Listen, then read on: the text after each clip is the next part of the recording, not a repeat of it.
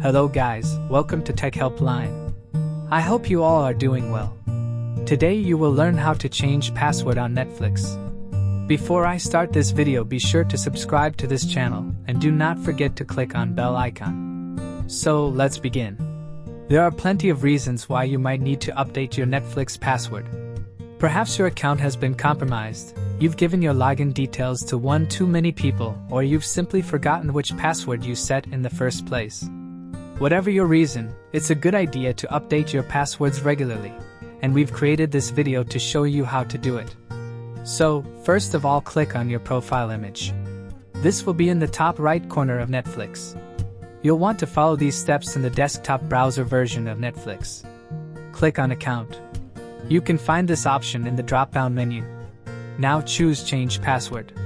This will be in the membership and billing section of your Netflix account settings. Enter your current password and then your new one. Now hit on Save button. That's it. You've updated your Netflix password. I hope you guys liked this video. I will see you in the next one. Thank you guys for watching this video, and make sure to subscribe this channel and don't forget to hit the bell icon.